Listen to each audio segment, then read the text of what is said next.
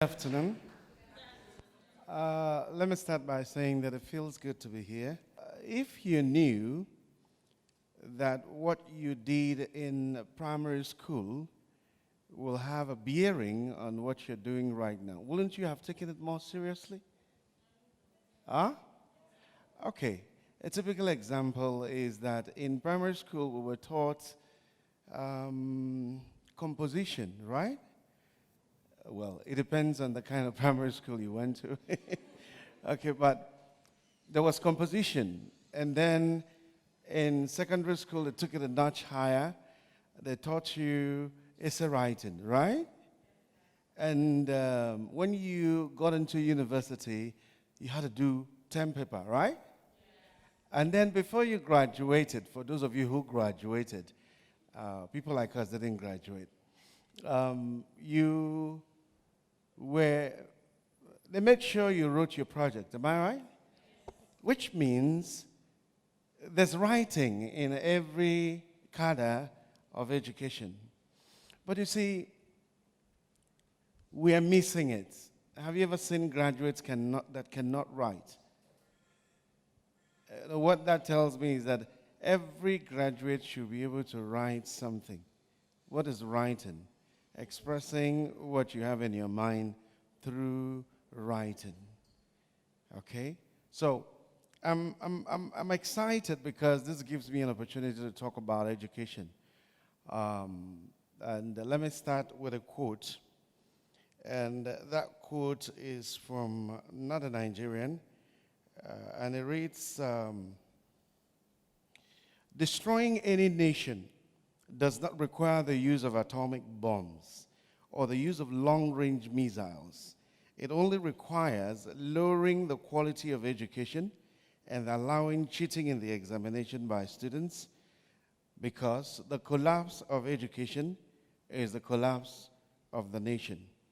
And let me start by saying that Nigeria is not going anywhere until we get education right. We're not going anywhere. In fact, let me also say that bulk of the people making marks in their different endeavors are either self-educated. Because if you aggregate all of the things they are doing, it has little or no bearing with what they did in school. And some of you can also attest to the fact that most of what you do has nothing to do with what you went to school to do.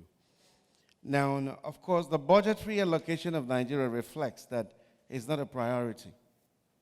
I think I remember my economics class where I was taught about opportunity cost, foregone alternative, and scale of preference, okay, which means the number one need takes the priority.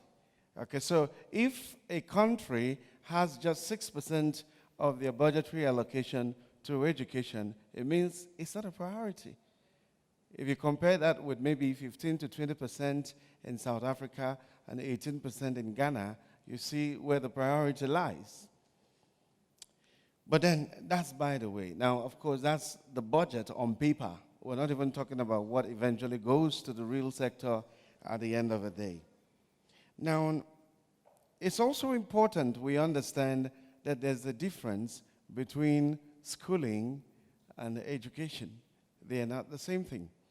And so in Nigeria, what we have educated people that are ashamed, and schooled people that are not educated that are proud. But talk about the real productive sector, you see it's not coming from the school sector. I don't know. I don't know. You get what I'm saying? Does it make sense that, well, they say they are not supposed to learn that in school, but it doesn't make sense that a graduate of mechanical engineering takes his car to a semi-illiterate at the mechanic village to fix it? No, it doesn't make sense to me. No, it doesn't make sense. I don't know whether it makes sense to you, but it doesn't make any sense to me. But what is happening is that someone who makes the beautiful clothes you wear that did not go to school is ashamed because they didn't go to school. But if you follow the real definition of education, he is actually educated. Why do we equate education with speaking English? By the way, I speak fairly good English, so it's not about excusing yourself from learning English. If you can speak good English, you can talk with half of the people in the world. That's a tool. But even those who can speak English cannot drive that tool, which takes you to another form of education to enable you to use language to make money. So at the end of the day, those who are educated but not schooled feel ashamed to live in a society where certificates are arrogated more power than it has. Right now, I am Assistant General Manager of Urban Radio. But do you know that I don't have a degree? Well, I wish I did, because I will have fitted more into the society. So if you can get a degree, get a degree. Don't misunderstand me. But of all the places I've gone to work, all I do, especially in the private sector, they will simply tell you, what can you do? What are you bringing on the table? And then for those of us who use voice, they will say, okay, get into the booth. Let's hear you. And then before you say Jack, you either get a job or you're shown the door. So, especially for a society and an age like ours, how many of you know machines are taking jobs from human beings? So somebody says that one machine can do the work of 50 ordinary people, but no machine can do the work of one extraordinary person. So are you getting it? So we need to come to that point where we don't brag about the certificates. I remember a guy when I wrote the book, Learning to Learn, Developing a Reading Culture, a guy brought his brother to me, and it was like we bought him admission to study pharmacy. And I was like, pharmacy of all courses. Pharmacy of all courses. And so after 3 months, probably the jargon just shook his head and ran away. And so I was like, you thought you were helping him? Because learning is an exercise that nobody can do on your behalf. And let me tell you, there is no sector that does not require intensive learning. Jasmine, has said the periphery of what she goes through. But whenever you see someone do something extraordinarily well, there's something they know. Normally people will say, it's not like he knows anything extraordinary. No, there's something they know. Sometimes they cannot even put in words, but they know it. So the goal of schooling was supposed to be education. But you can go to school and not get education. All right? But let me put a caveat. We're not saying don't go to school. Please, if you're still in school, just know that the schooling in Nigeria is not adequate. A university don who came back from Japan said something I'll never forget. That's in UNN. He said that the curriculum of a public university in Nigeria can only cater for between 20 to 30% of what you need to function optimally in a highly competitive society. Then the big question is, where do you get the 70 to 80? Well, I'll tell you where to get it. You get it by taking personal responsibility of what happens to you eventually. Okay, let me tell you quickly what is the problem. Because the problem affects you, whether you even understand it or not. Number one, the school system is not indigenous. It's not indigenous to us. And so, not being indigenous, it doesn't reflect our story. School in Nigeria tells you more about white people than it tells you about what we're doing here. And you talked about local. And so, we must have a localized education that reflects our realities. Are you with me? It doesn't matter the field of endeavor. If you're doing programming, for instance, you must be able to get a program that people can relate to, and if they are going to relate to it, you must discuss local issues. I can't be talking about what's happening in America. In fact, right now, in broadcasting, there is a kind of a mark. You do 70% local and 30% international. And that involves even music.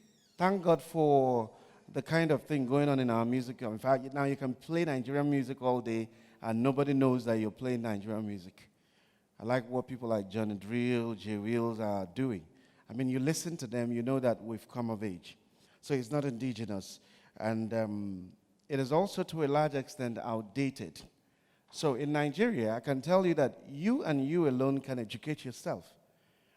How many of you know that mentoring, coaching is actually replacing mainstream education?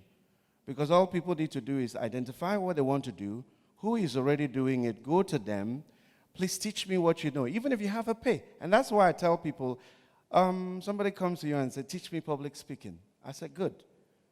How much do you pay for school fees?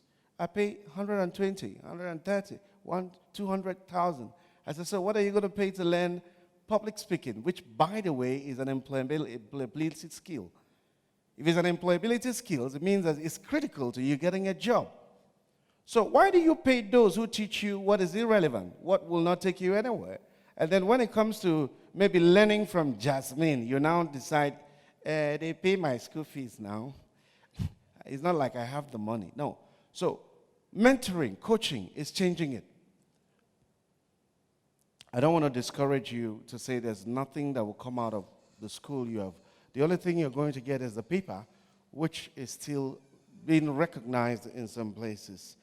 The school system is more theoretical than it is practical.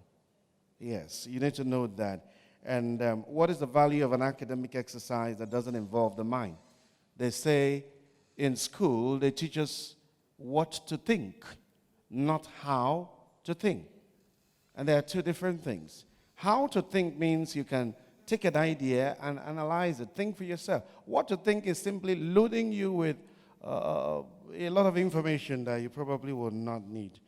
Let me ask some questions as I close. I'm not used to talking long because I know that it doesn't have to be long. Now, what if you know that it's only what you know that sustains you?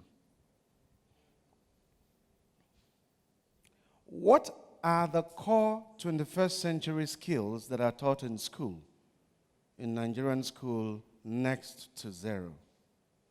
So if you're going to learn it, you will have to take the responsibility all by yourself. Incidentally, over 80% of those in school don't know that they are headed to nowhere with what they are studying, unless there's an extra.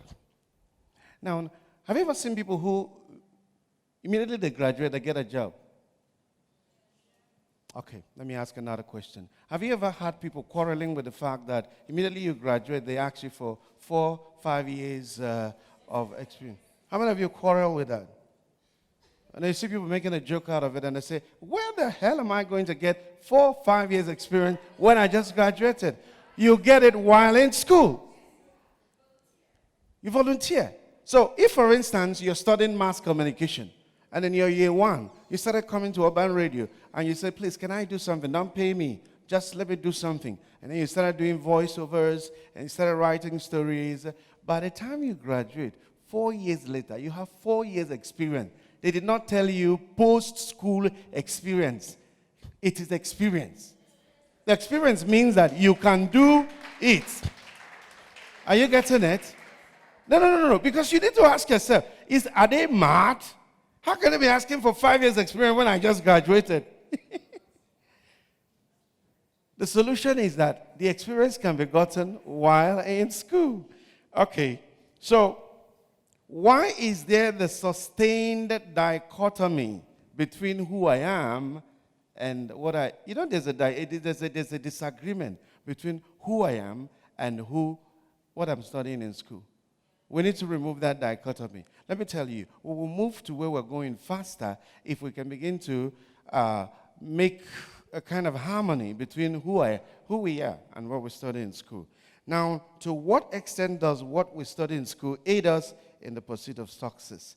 And when will we have educated leaders who put premium on education and the educated? Until then, I'm sad to say that Nigeria is going nowhere. The only thing that is going somewhere around is individual efforts. As a collective country, we must begin to put premium on education. Thank you very much. Thank you, sir. Thank you, sir.